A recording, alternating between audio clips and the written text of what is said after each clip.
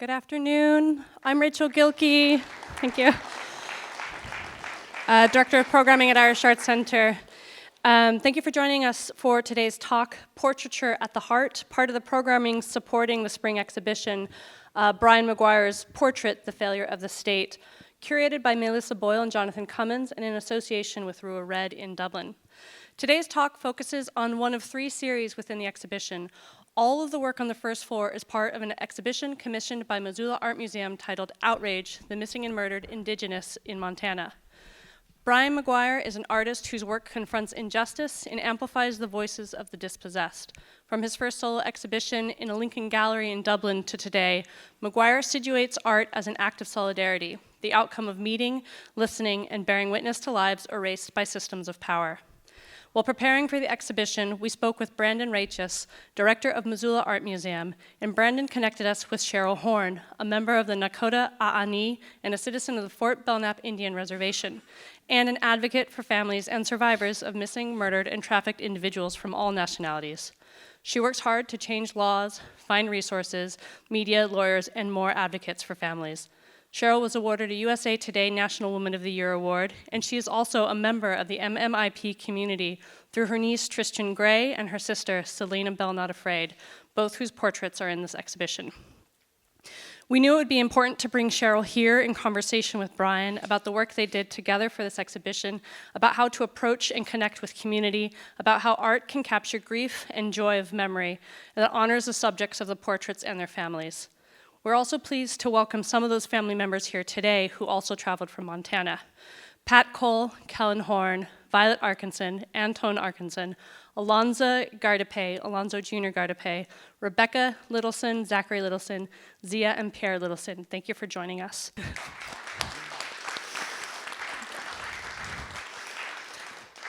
Cheryl and Brian will be in conversation with Gemma Tipton, a journalist who covers art, architecture, and culture for the Irish Times, and a curator in the world of visual arts, including at the Royal Hibernian Academy in Dublin.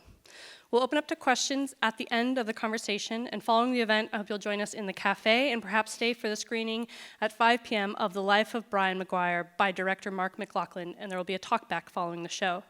The catalog that I hold in my hand for Outrage from Missoula Art Museum can be found at the front desk downstairs, and all proceeds go to the families whose loved ones' portraits are in the exhibition. With that, I'm going to turn it over to Gemma, Cheryl, and Brian, and thank you all.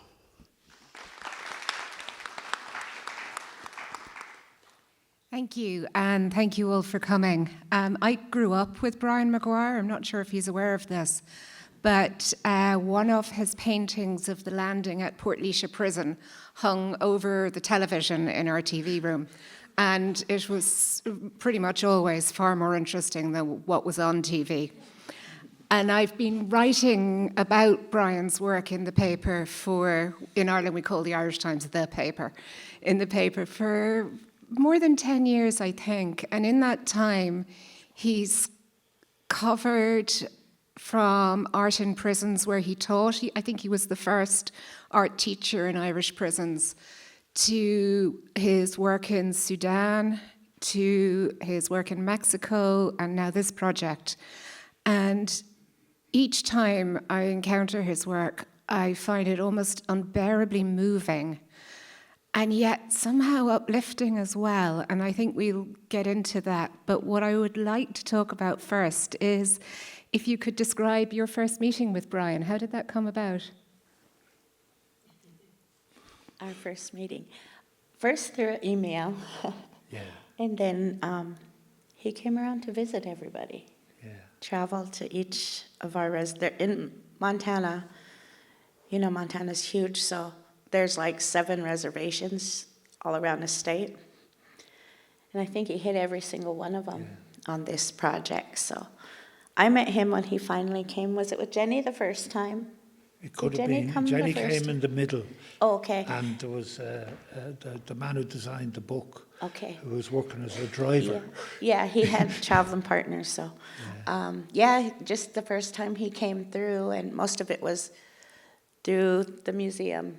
Yeah. They did a lot of that work in our emails, how he was able to come. And how had it evolved from the work in Juarez in Mexico? Well, I got a visit from Brandon in a studio I had in Hope, Idaho, which was provided to me by the Keenholz family. And I was painting Rebecca that day. And I explained to him, she was the first I painted of the women that I eventually painted in Juarez. So I told the bloke about it. I didn't see him again for years. So generally speaking, I don't know. I have a policy, if I meet a professional in the arts and he doesn't ignore me totally, I'll keep calling back. So after about 3 years of calling back and being civil and annoyed because he wouldn't see me or he'd be busy or whatever, you know, in the end he said, would you consider doing this? What you did in Mexico, would you do here in Montana? I said, I'll think about it, and I went home, and a year later I came back and I said, I'll do it if you want it now. And just in case anyone's not familiar with it, the Mexican work looked at the femicides. Yeah.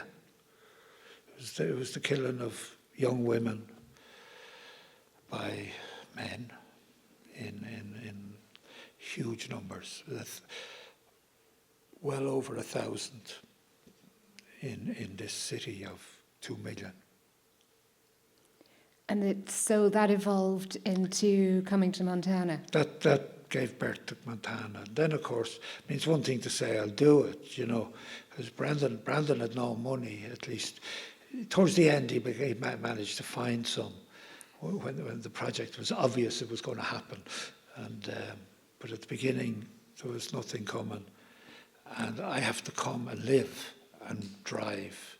And it was 2,500 miles was the length of the reservations, if you laid them, you know, out. So 3 times that journey had to be made. Twice in summer and once in winter. That was quite challenging. And I believe in winter there was a Christmas tree involved in the story? Was it? Well, Christmas the winter lights. trip. So Brandon messaged me and said, Brian's coming around to visit the families again. And I said, no. Like, it's literally winter here. It's like below 0. We didn't even work. I think we shut our little town down. And they're like, well, hate to tell you this, but he's heading out. And I was like, you know, it was just so worrying about Brandon, kind of checking with the other families on the way, like, yeah, he made it, you know. And so I still work 8 to 5. You know, this is all besides my job. And I raised 2 of my granddaughters. So I was working, and it was hard to get a hold of him because his phone was from Ireland, right? Sometimes he'd answer, sometimes he wouldn't. That's probably him anyway. But so I'm like in the middle rushing home to cook, you know, and Soup. and it happened to be potato soup. Yeah.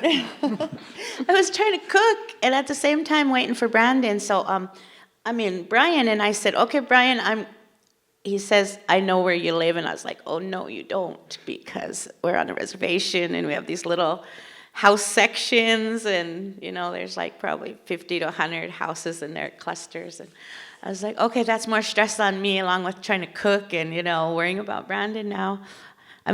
So I said, I'm going to plug my Christmas tree lights in, because Christmas had already passed, but my lights are still up. I said, I'm going to plug my Christmas tree lights on, so you make sure you find my house. So I go cooking, and I'm done, and I'm like, oh, Lord, he's not here. That's too long, you know. And I send Pat out to look, and he looks up and down the street. No, Brian. So they answered, and we went to the wrong house. I was like, oh, Lord. Somebody else had plugged their Christmas lights in after Christmas like me. So Brian shows up to the wrong house. So I had to go find him. Wherever you're at, pull over and put your flashers on. So I found him and led to my house. But the story that followed that was... there was a little more to that. Had our little neighborhood all shook up. And then after, it was a good laugh, because the lady whose house he did go to didn't know Brian. And Brian had known me at this time to just come walking in my house, come in, I'm busy. So he walks in the lady's house with his 2 briefcases, and by the time Brian left and was on his way and everything was over, my whole neighborhood thought that somebody named Sherry, because he didn't say Cheryl, he said Sherry, thought 2 white guys with briefcases were coming to collect from her. They didn't know what he was doing. They had the whole neighborhood scared. So I had to say, that's my Brian. But yeah, the Christmas tree lights had him at some other house. I don't know how that went. I wasn't there. Well, I mean, I got in and out of that house when I realized she wasn't Jew. And, we found you, and we had a very nice soup, and we did our business, and we drove to the motel, and we got our 2 rooms, or 2 boxes, or 2 houses, or whatever, and we were just trying. I didn't like the place, but we were trying to sort ourselves out, and then there was a knock at my door. The other lad was saying, "You better come out here." And there was a man there. "What were you doing in my house?" And the other fellow said, "I wasn't in your house, he was." Yeah, so I had to go back to that house and say, that was my guy. Well, he was very, very angry. He was really short, stocky man who was furious with me and had tracked me. How he found the motel. I mean, fuck, how did he do that? There's one motel in our town. Well, anyway, I can never remember names, as you know. Mm-hmm. And somehow, from the heaven above, the name Cheryl Horn came into my head. I said, "I was looking for Cheryl Horn." And he stopped. He knew you. And that's the only reason he didn't come over the barricade. But I thought later, when he left, he wasn't very happy either. But he left, and I decided that in these circumstances, my experience tells me there's only one thing you do, is you put your stuff back in the car and you get out of Dodge. And I did that. And we drove through the night, and it was a wonder we weren't killed, because we were fucking half asleep, and eventually found a motel somewhere in the middle of someplace. But it was a long way. We were about 3 or 4 hours before we found All the in the place. middle of a storm because I didn't know where he was. Yeah. It was poor guy. it was minus 37 outside the car, and that's American numbers. It does touch on, though, something that is really important to be able to even begin to make this work, and that's establishing trust and making connections. Yeah. Yeah. And do you follow your nose, or do you have a tried and trusted process? It was fairly simple.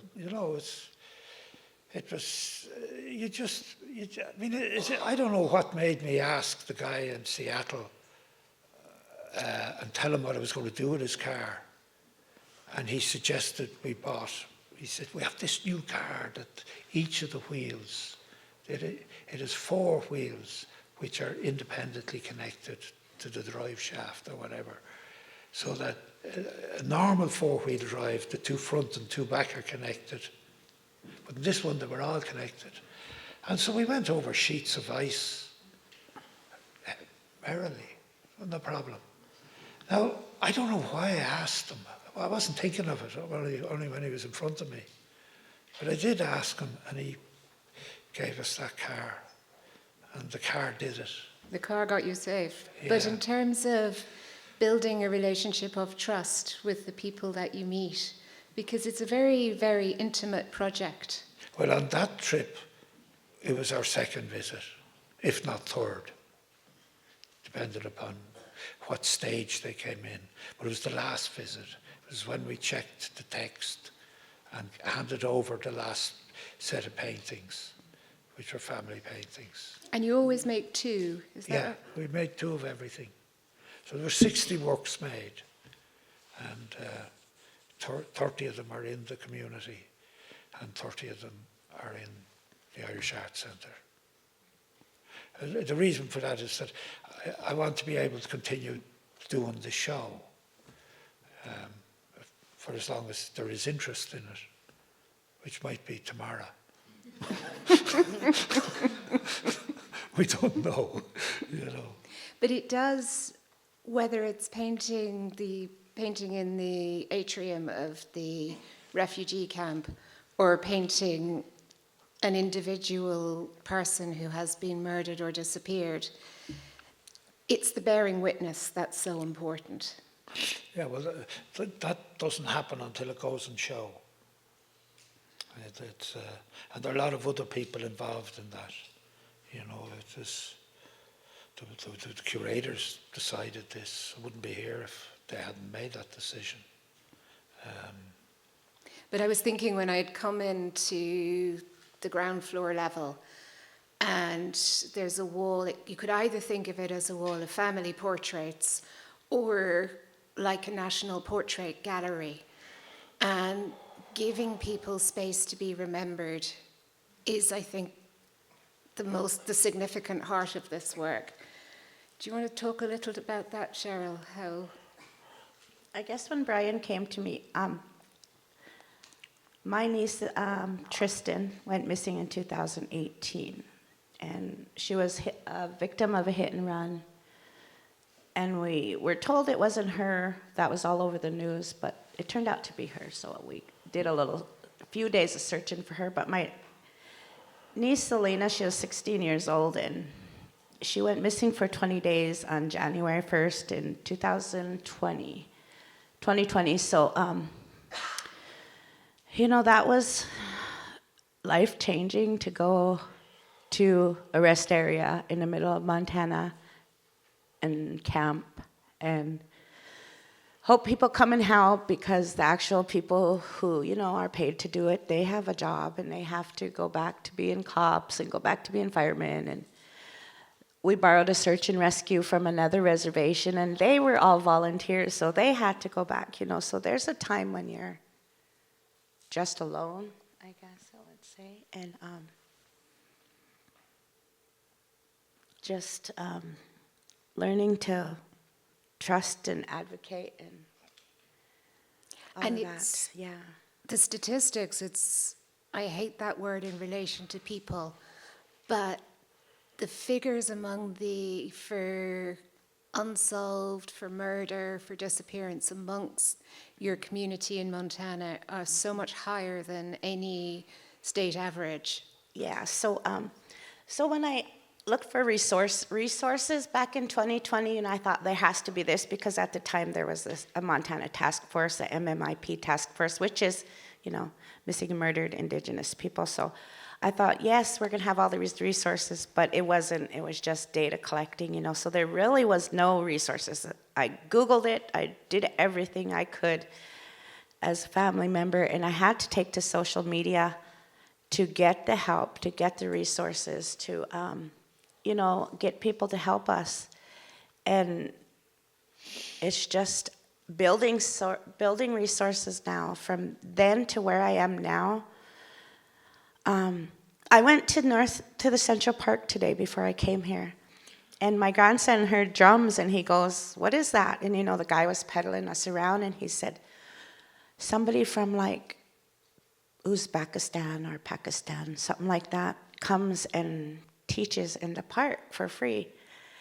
And then we're like, you know, geez, our drum is our heartbeat, you know. So we were all 3 of us were zoned in on that drum, and come around the corner, and sure enough, there's a whole Central Park full of Native Americans, all even dancing, you know, everything. So we jumped out and did our little thing, and out there in that little space there was a table from here in New York with MMIP stickers, information, awareness, and that just made me realize that what I do, and what not just so many people behind me, because when we found my niece, well, when I was looking into that field, and I told my sister, I said, do you think she's here? Do you feel her? And she said, no. And I said, I don't either, something's up. And but I looked in that field, and I told her, when we find her, I will keep looking for people, because people helped us. People helped me. So when we found her, it's like, I always say my niece, she moved aside, and there's another little girl standing there. So, gosh, I went home, and I, after we found her, 20 days, I think I was away from my home for a whole month because I couldn't leave my sister. So my life was literally shut down for a month, and I went home, and I'll tell you what, I had the calls, I had everything. When we were camped on the searching for my niece, while she still wasn't found, we were involved in a sex trafficking rescue from a victim in Great Falls that was going back to South Dakota, Rapid City, South Dakota. And they just got a hold of us because they didn't know anybody else, but they seen me putting all over social media that we were looking for my niece. So we helped in that. At 3 o'clock in the morning, we were at the bus station, giving her money, giving her food, giving her blankets, letting her family know, okay, she made it to Billings. Because I had to get a hold of the Great Falls, Montana police officers and tell him where she was being held. And they went there, and I never got a call back, and I called him again, and he said, I went there, and she told me she's all right. And I said, did you ask her in front of everybody, or did you pull her out and ask her? He said, I just asked her at the door. I said, please, and I literally was begging, because I didn't even know this girl, I didn't know this family, but I was all they had, the only hope they had to get her. So I said, please, please, go back again and get her to the side. And I always say, I'm thankful for him, because he could have said, I did, and she said this, he could have, but he got her to the side, and she said, no, I'm not okay. So then he's like, okay, now what do I do with her, Cheryl? Okay, so I go back to my Facebook. I'm like, hey, I don't put names, but is anybody, we need a bus ticket for a girl to get home, out of a situation just like that. One woman that I knew was married to somebody who come from the same area.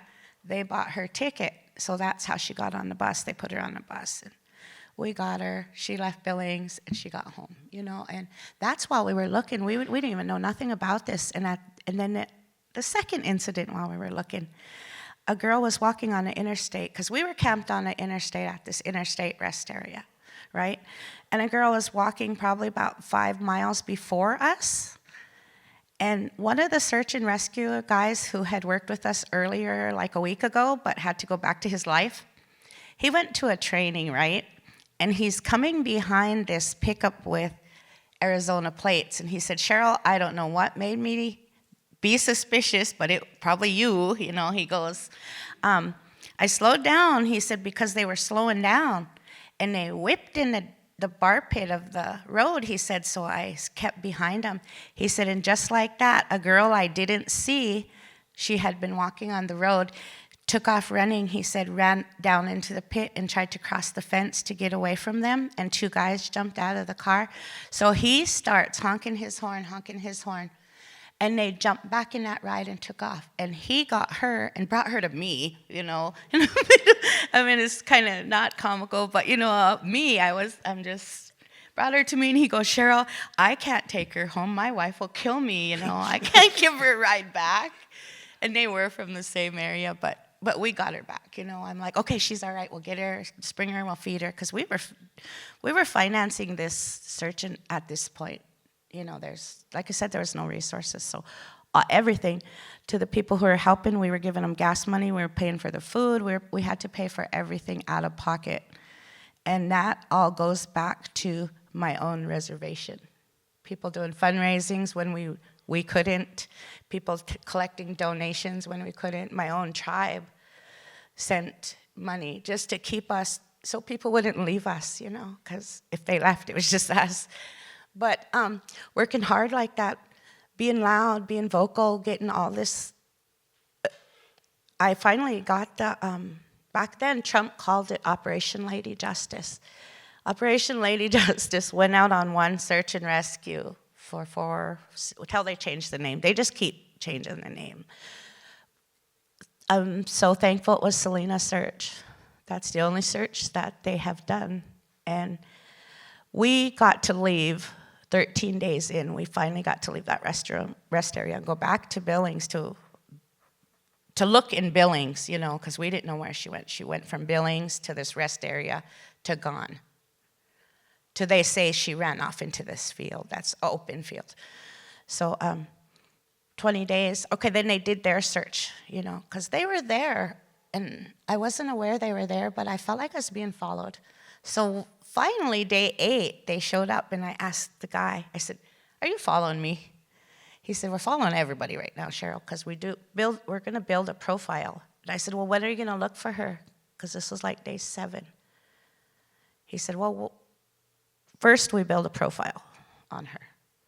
So I didn't know what that was, but they find out about her, talk to everybody, finds her friends. So day 13, they come back. Oh, and he goes, "Just stop posting about it." And I looked at him, I said, "Do you got a court order?" And he said, "No." And I said, "Okay, you know, I'm not going to," because what I was doing was, in the morning, I would make this big informative post that this is what we're done, this is who's involved, this is I made it so interesting. Everybody in Montana said, "Where's Selena?" Because I would update you in the morning, and I'd update them at night, and I would update them on everything, including the task force, including the sheriff's department, every failure that we ran into, every blockade, every barrier that we ran into, I let people know. And then come full circle, I'm able to break them barriers now. I've been, with new bills we've changed the task force to the advisory council because task force was it would have our hopes up that there's the task force that's gonna go look, but it didn't. Remember, it's just data. So now it's just the advisory council. But I've been on there because I got on it. I wouldn't get on it at first because I didn't want to disappoint people and not be able to help them. So this round that I went on, I went in with the search and rescue training, which we have done. I advocated for that. I've advocated for domestic violence, which is super hard, you guys, at a legislative level, but I've managed to get on our resources on our domestic violence site right now, but in Montana we have some very, very public cases that are helping us advocate and let everybody across the board in Montana realize our laws have to change because it's not just Indigenous people, because I didn't come here with just Indigenous names. I came here with Rebecca Barsati. Her mom lives in Virginia. I advocate for Rebecca because she was killed by her husband in Montana. And, you know, how would you go from Virginia to Montana to deal with the sheriff's department, with getting the word out to, you know, to advocating for domestic violence, which her mom does now. So, you know, it's Rebecca, and then I have Nefertari Barsati. She's a black girl that was killed in Missoula, and Cameron Collins, you know, he's from Canada, and he was killed in Billings. And all these families, when I say their names, it's because they've asked me to, you know, they've asked me, "Cheryl, I can't do it, can you?" You know, and so the names that we come with, when Brian went along to these families, or asked me who I knew, at this point, I was so far in that I knew families, you know, I knew where they were at. I knew you can't be angry anymore to get this picture done, you know, because what these do is they promote healing, and that's all I think we can do right now, because we're left behind, you know, and we need to heal, we need to live, we need to fight for justice. But, you know, it's if we get it, we get it, you know, we know what's up. But like I said, mostly do this for these families who are ready to talk and say, yes, that happened to my sister, that happened to my daughter, because sometimes it takes years and years and years and years for a family to even say, is she? And I have people ask her, is my daughter considered? And I tell them, that's all up to the families. There's no organization, there's no top boss to tell you no. You know, if you feel the injustice and murdered our missing family member, then we have your support and come to our family. You know, we're... And Brian, could you maybe talk a little there about art's role in refusing to allow people and injustices to become invisible? Because you have made it your life's work. Well, the first thing I talk about will be the portrait. There was John Berger wrote a book, a very small book called Ways of Seeing, 50 years ago. Anyway, he talked about the portrait as a definition of importance, power, people who control, and indeed. And at that time I was spending more time in prison than anywhere else, and been in Mountjoy and then in Portlaoise prison. Portlaoise was where the Irish Republican Army volunteers who were arrested were put, and also the drug dealers and armed robbers were put. It's Ireland's most maximum security prison? Yeah. And so I started painting their portraits, because I thought that was the best way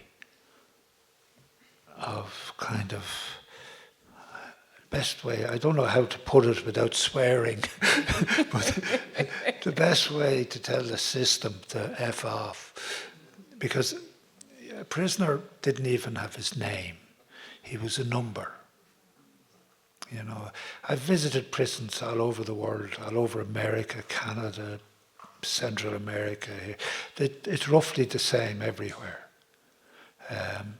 The celebration of the individual is not part of the deal. In fact, they don't like it if you do that. And so I had this method of working with the portrait then. And to me, it was to paint Selena, you know, was to try learn her story. And I was sent down a wrong road innocently by someone else before I got to the right road. It can happen. But I was wise enough to know where I was, you know. But to paint her, a beautiful young, I don't know, 16-year-old girl. I mean, I don't know what to say. That's what the picture was, of this beautiful young person. Ashley, the first one put up, was the first. I met her sister at a conference. Yeah, Kimberly. So the conference was launching an app where if somebody disappeared in your family, you press the fucking button and all law enforcement will be told about it at the same time. It's a new app that was developed. That's where I met her. And she told me about, I mean, I wouldn't get a lot of information. She rode horses. I've ridden a few horses in my time, not many, but I love it. I like doing it. I know it has a freedom to it. Now, she was a bright kid. She was very bright at school. She got, my memory serves me right, it was later in the time I was there, I heard that our family moved to Great Falls. And she was going to school in Browning. And that's 100 miles between the two. You know, there's no bus to bring her to school, even though she's ready to finish. The teacher tried to work with her through a tablet. Didn't work out. She was hitching. Again, they seem to choose young women that are attractive. She's on the highway, hitching. How many of these young women were taken? Or she wasn't taken immediately, but she was offered.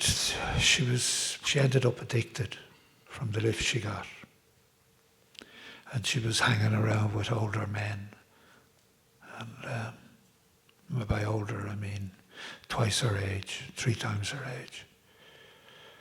And then she was gone.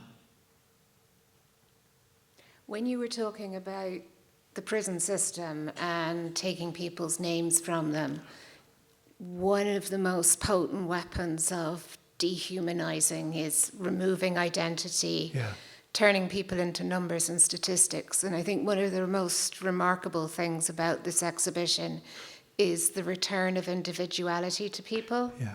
Well, it's the expression of it. I mean,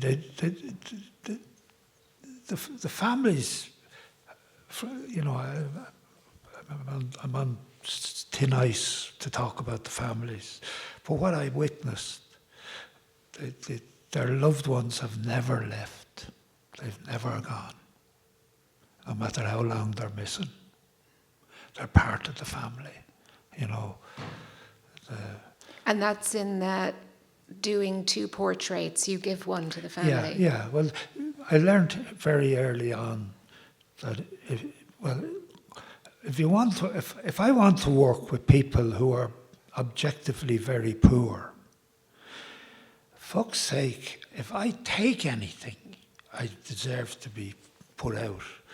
You know, it's not about, you have to give. You have to, I tell students when I used to place them in placements, was that you have to bring something to the placement which is of value to the people that's there. And then you can come back and make an artwork that explains what they're about to us. The idea of doing something, and the other thing is the portrait is completely understandable. It's very understandable. It doesn't matter whether it's in the middle of Africa or in the middle of Montana or in the middle of New York. Everybody knows what a portrait is. I wonder how that happens, but they do. What was that? I'm getting lost now. We were talking about the gifting of a work. Yeah, there's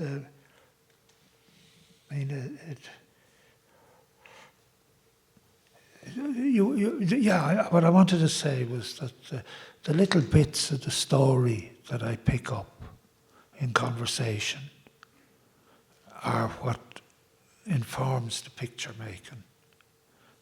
And it's not something I can readily explain. There is a mystery about how it comes about.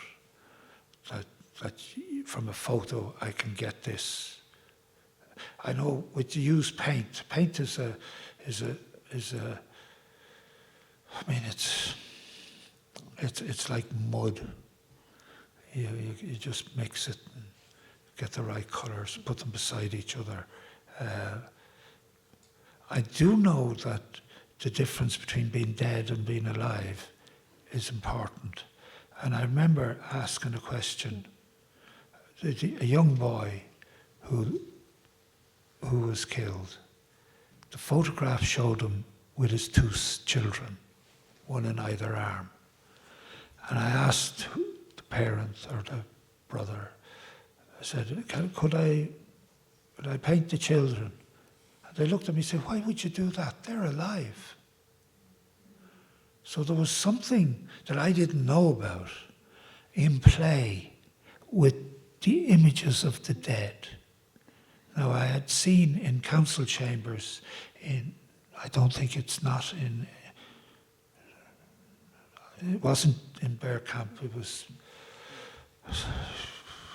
Browning, go down below. Salish, the Salish, that council chamber had images of the previous chiefs around the council chamber. So the celebration of the dead was part of this culture.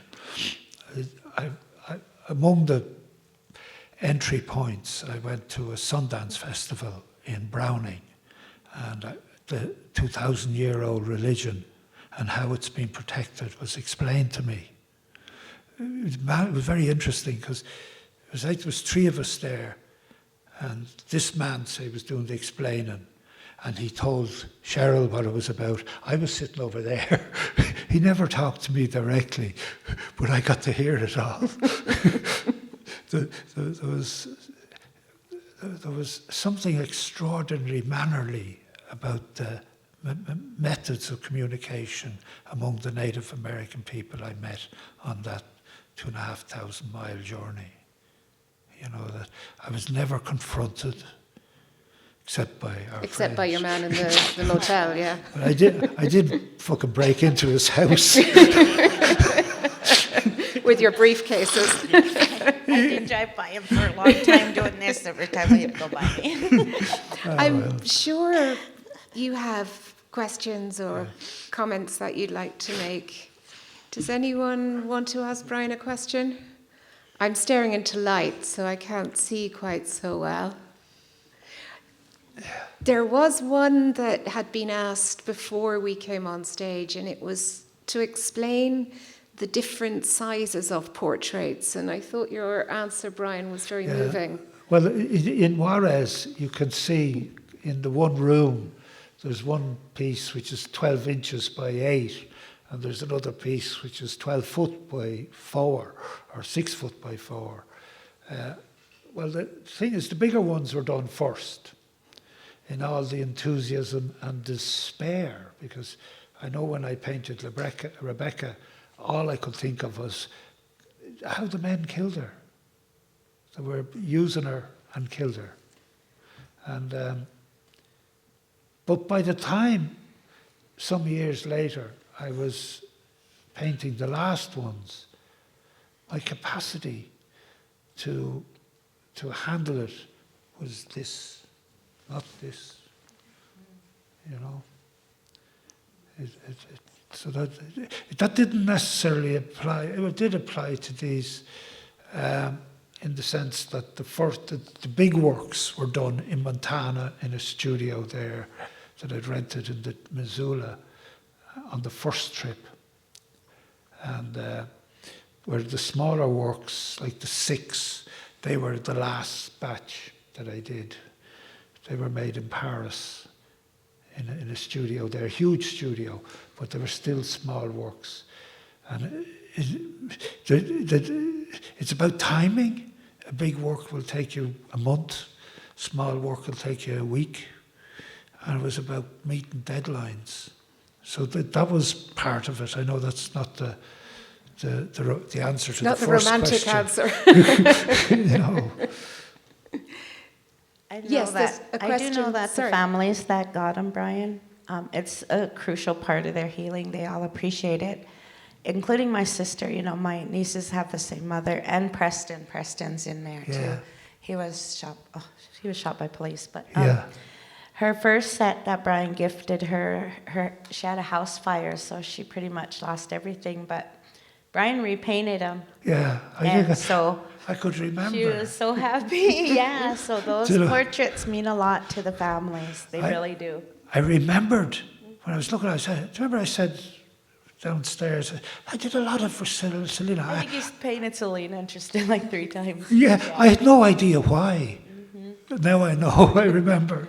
We had a question up here. You said a little bit about learning the bits and pieces about each of your subjects before you painted them. Could you tell us a little bit more about what the process of learning about each portrait subject before you actually painted them?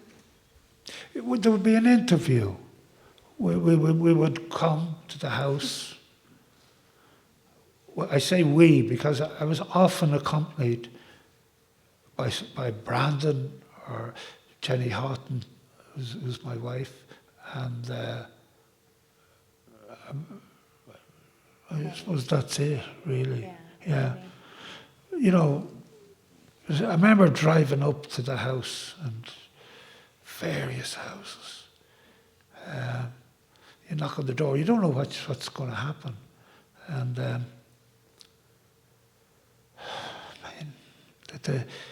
some places I encountered what I would describe as extreme poverty, where the people were surviving on the friendship and care of their community, but they had nothing. But thankfully, in some visits, when I come back a year later, the person would be much better, and the situation would have improved. Another one would have disimproved. The first visit, we met in a park, and we sat there and we talked about her two boys, and she explained to me I couldn't deal with well, she didn't. That was the second time she did that. But the second time I met her, I mean, the first time I remember a very, very healthy woman in very good shape she was in, and second time she was a complete disaster. A drug addiction had taken root. You know, it was hopeless, and indeed, I learned very little other than not to write anything about one of her sons, because it was a live case. And I don't know what she was frightened of, because all the cases were live nearly. But those are some examples of the change. We asked about one young woman who was in the Billings shelter for up to 18-year-olds. And she got up one morning and she did her chores, which meant that she got out of bed at 7 and she prepared breakfasts and she washed dishes and did what her job was within the shelter, and then walked out the front gate and got into a red van. A red tourist type van, you know, the ones you sleep in and go on Camper holidays. van. What? Camper van. Camper van, yeah. I lose words as I get older. Or probably RV here. What? RV. Yeah. Anyway, this was a very good example, because if word had been put out that morning that this girl had been taken in a red camper van, and you covered the states around, the adjacent states, the police would have got her. But that could never happen. Never happen. You know, and a lot of people have a lot to answer for if it ever came to proper questioning. I think one thing that's coming through your answer as well is the time commitment. Spending time, series of visits, the time of making a painting, and turning a photograph into something that's an emblem of that care. Yeah, it does take a lot of time. I left the college job in order to finish Juarez. I remember that. You couldn't do it. And this was great. I was able to had the time to come, and somehow we raised the money. Eventually, a collector in Missoula funded the last 2 trips I made, which by that I mean hotel room and gas. We have a question here. Thank you so much for all of what you've been sharing with us today. And Cheryl, I just wanted to say thank you for coming to New York, and I'm glad you found some joy, and others in your group found some joy in the drumming. What I would like to hear from each of you is, what do you hope for as a next steps from this exhibit? Because it's very powerful for those of us who come into the building and see it and talk about it with our friends after we've seen it. And I'm just wondering, what's your kind of hope for what can happen in the future? Thank you. I'm just like to get the conversation going. I know you might start with the Indigenous conversation or the Juarez one, but I've already, gave a couple examples where shoot, it could be your neighbor who's going through the same thing we are, but she's not saying anything, I come from the reservation.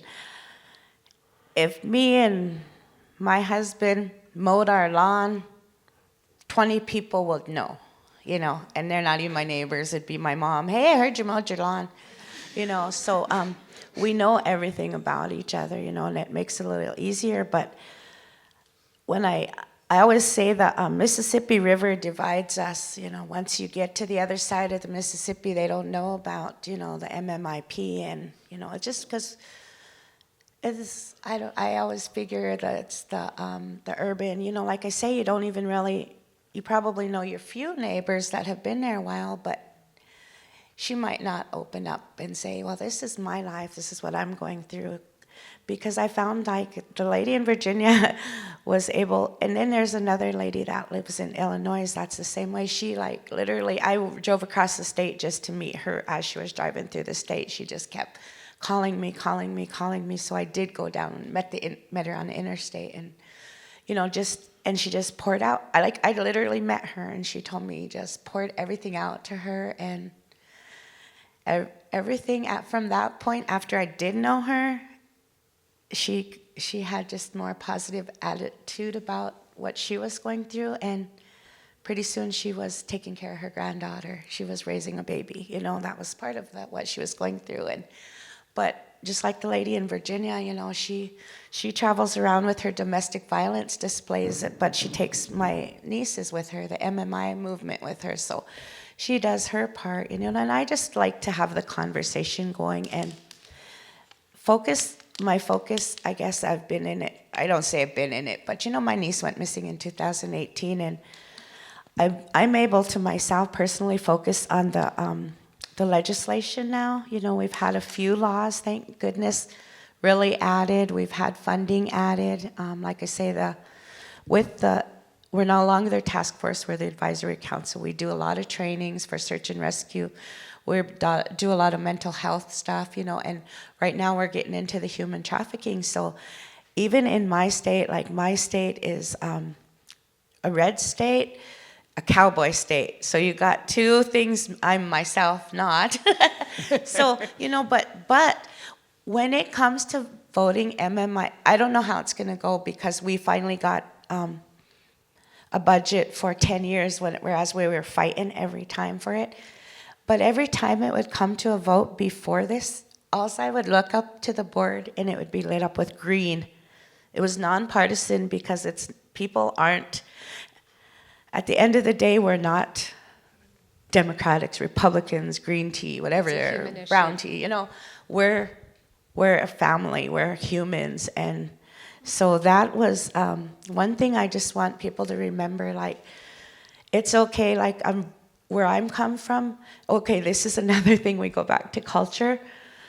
I grew up being told you don't talk about people when they pass away.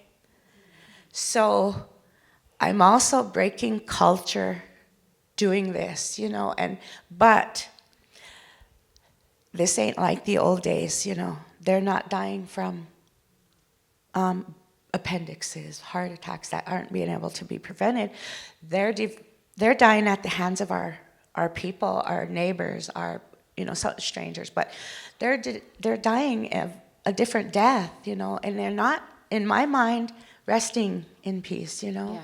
And I always put myself in there, heck, if I go missing, he better never rest, he better look at me every single day. So He's nodding, yeah. When it comes to it, that's why I've never told anybody, no, I can't. I did some crazy things, you guys, if we had a conversation, I'd tell you some crazy things that I've done, who I've been, I think that at the bus stop, the guy goes, "Are you the FBI?" I said, "Yes, I am. And every bus stop down from here on there, there's going to be one just like me." I had a bathrobe, a big native print bathrobe, because it was like 3 in the morning. Asked me if the guy, okay, so the girl that was coming, remember on the bus?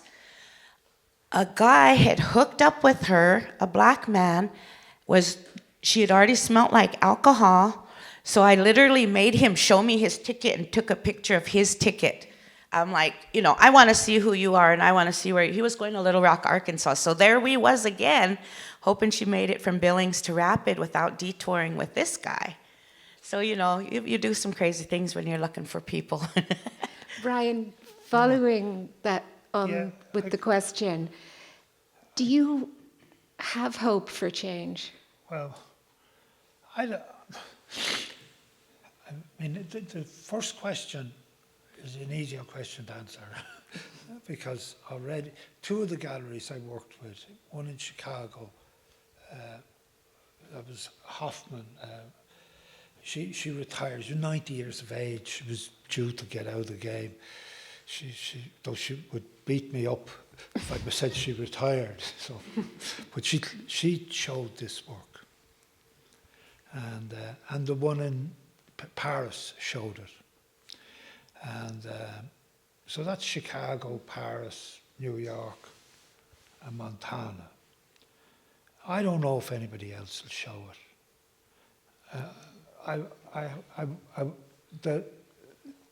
The Juarez women, they spent about 10 years on the road, the images. So they went around quite a few places. But I don't think it has. I don't think it has done the kind of work it should do. But it's not in our control. We don't control who shows what. And sometimes you don't know the seeds you've planted. You never know. You Yeah. never know this. Some people were very explicit in describing their experiences to me today, and I leave here with that. And there were tears included. Yeah. It's just very solid, very real. But will it change anything? Will it? I mean. Yes, I think you changed everybody's life, Brian. Maybe. Every one of the families. We can't change we fight the justice system and do what we can. But you literally changed all their lives for the better. So don't ever think. Well, if it doesn't go farther than New York, it's still going, Brian. Well, I would want to stop there because it's so perfect. But we had a question up here on I don't know my left from my right. Just there, yes, thank you. Right, yes. Well, it's rather been answered by your recent comments, but thank you so much for such a moving account of both your artwork and your work with MMIP. I just wondered whether there's any reason why suddenly Montana is the murder capital of America against indigenous people. I mean, has it? I don't think it's new. It's just loud now. We're just loud. I've run into some families and they always say, I wish you was indigenous. And I said, no, you don't, but because I'm still here for you. Don't wish anything other than that because we're still here. We've built this family in Montana. We're a family. Our common denominator is our loved ones, and what we do. But we could name each other on every single 7 reservations in Montana. We have to do it, and we have to work towards healing. That is what matters, And like I said, every form of awareness that came along has promoted healing, but Brian's has touched people continually for 5 years now, brought these families forward. Like some of these families, this is their very first project ever to say, okay, I'm gonna go step into this space and I hope it's safe. And that's the main thing, is to make sure these spaces are safe for them. And Brian was like awesome, safe, and they all trusted him. And we have another question here, and then one there, and I think that'll be about, and one at the back. So if we're quick with our answers, we can get Yeah, 3 hi. in, and then it's time. Actually, Montana is quite a state. You got the first kids to bring the state to court to preserve the environment. So don't be shy about it. But I direct the International Center for Multi-Generational Legacies of Trauma. And from our point of view, you're doing sacred work. Yeah. And I couldn't have not say that. Thank I would you. love to stay in touch because we do give awards. And I believe you should be nominated. Thank you. I would like to say something. Do I have a mic? Which is off the record, I mean, or it's not. It's not central. It's connected. It was the first time I had painted Aisling, the family work. I mean, I used to do the main work, and then I do the family work, and then I bring it to the reservation. So I drove up to Browning, and her wee cousins were to meet me and met me in this a woodwork shop, which was run by the man who was involved with the first seminar. I can't remember his name now. He was a Creole man. Anyway, I gave the girls the picture, and that was fine. And then I looked at him and said, I want to ask you a question. What do you think of a white man doing this work? It was the first painting I'd made, you know. And that was, he looked at me and says, "You're not a white man, you're an Irishman." Wait for it. Wait till you hear this. He started talking to me about the plantation of Ulster. Now, my family know about the plantation of Ulster because there was, I think, 6 families which were each one like a tribe. They were removed by the British from their land, and their royalty was exported to Europe, and the poor members of the clan went up the top of the mountains. And the top of the mountain was where my father was born in 1906. Now that other thing happened in, I think, 1640. So, and then we started talking a bit more. And it turned out that the same troops that had removed those 6 families from the north of Ireland and created the basis for the fucking 30-year war that's just finished, that we fought. There were wars continually from 1640 to now. They were the ones who moved the Blackfoot across the north of America. So now we began to look at each other. And the difference between us was not so apparent. The difference of our history. You know, and I used to be, I was never all that proud of Irish America because I had cousins in that crew and they were racist. And I could continue, but I won't. It's enough with racist. I'm just saying that, Cheryl, I discovered this was a land of people who are not that fucking many miles from me. Anyway. We had a question in the middle at the back. Yes, thank you. Thank you both for sharing all of this. And Cheryl, so much inspiration for you taking initiative on your own with no resources to make a big difference for many people. Yeah. I had a question. Brian, in the process of working with the families and the paintings, Is there anything in particular that has really stuck in your heart as an artist that you've carried forward or that you share with younger artists that you're working with? Anything, anything like universal human thing that really has influenced your work as an artist? Well, when you're making a picture, there are kind of,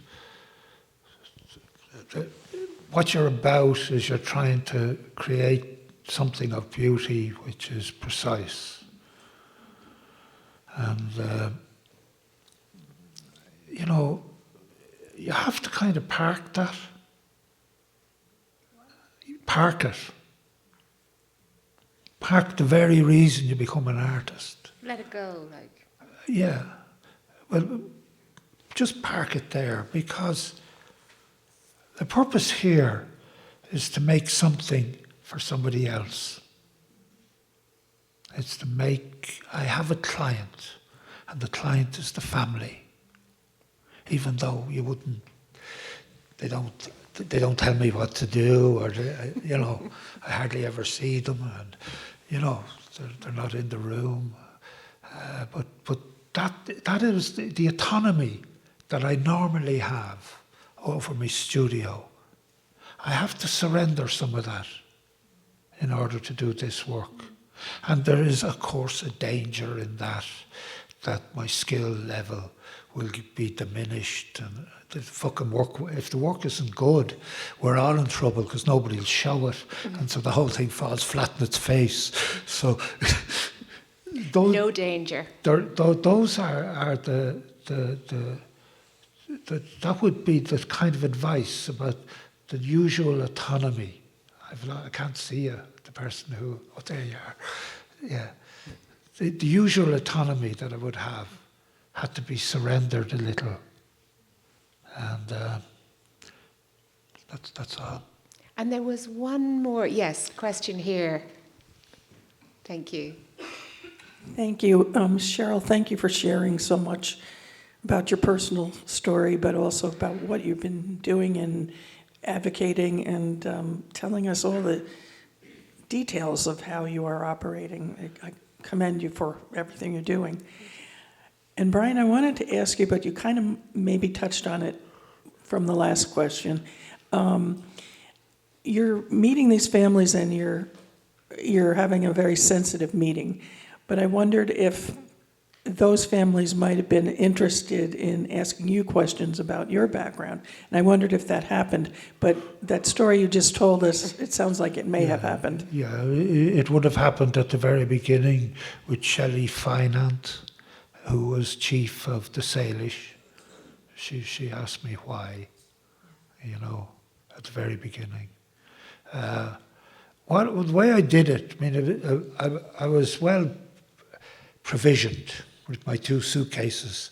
I had a book which I made with Washington University a couple of years back, and I printed 6 I think, of the Juarez women, and it was printed with the image of the painting on one side and the text on the other. The text was the same size as the painting, and that would be the best way of showing them. It's pretty good. So I just opened that and put it on the table, and the questions were answered, by reference to before. I did have to find out one thing, and that was that if I needed intermediaries in every case. And they had to be somebody the family respected. If they weren't somebody of importance within the family's remit, I didn't get an answer. And but it did have the project. I was 5 months on the ground, and I had made 3 paintings. This wasn't going anywhere. But we kept on working, and we reached a tipping point where if the agreements flooded in, and we were able to finish. It was like It's like if you had maybe 15 people involved, they would reach all the others. But if you only had 3 involved, they were all in Browning. They wouldn't reach beyond themselves. So it was that. You were very important. Cheryl was the most important. I used to call you shop stewards, as far as I was concerned. There was yourself. There was a lady with an older lady. Yolanda. Yeah, Yolanda. Yolanda. It didn't matter what I didn't have. Remember, I'd drive out with a phone number and a name, and if somebody didn't answer the phone, I was fucked. I'm sitting in a town, I don't know anyone, but I ring Yolanda, and she knows them. And she produces them. I'm conscious that we have to let them reset for the film, but we do have one final question here. This might help a lot of people. You said that you had a Facebook, Cheryl? I have Did you what? have? Is Facebook. there an organization on Facebook that if we Oh, wanted yeah. to spread the word? Yeah, the lady he's talking about, Yolanda. So what's with this, like I said, you have to start building resources. So we've had a few nonprofits, and I and Yolanda. So Yolanda's granddaughter, Kay Sarah, went missing a few months before Selena, and the same county, the same sheriff's department, everything lined up with Selena and Kay Sarah. Everything. They were both found. They were both. So, Selena, like I said, where we were at the rest area, at one time we had 30 tribal employees just head out into that field that they said she ran into. Well, remember I said we left? Well, when we left, like on day 19, I got a phone call from people that would drive by there on their way to work, and they said, Cheryl, something's going on at the rest area. See, because it went dark when we left. Before that, it was full of us, all day searching. So she goes, we went by there, she said, and there's, in the back of the rest area, on the way in the back, there's lights, car lights. And I was like, what, So the same thing was found. So that's when Selena was found. She was found exactly where we already were. She was found where we were. Like when I stood where she was, I could see where we were, like 3/4 of a mile. In Montana, they ain't nothing. You can see 3/4, you can see 10 miles, in an open field. So the day after she was found, case closed. Same with Kay Sarah. Kay Sarah was found in a backyard. And case closed. Everything case closed. So what we did was, I'm on the board, but she formed a nonprofit, and that's what Brian's talking about, is we were just building and building, trying to get money here, money there for this family, for that family, just to get this all going, and building resources as we went along, and just to help others. And that's where we're at with Kay Sarah's enrolled, I think she's enrolled Crow, so her Indian name translates to Pretty Eagle Woman. And I left some stickers downstairs with the QR codes. You can scan the QR code and all the stories will come up.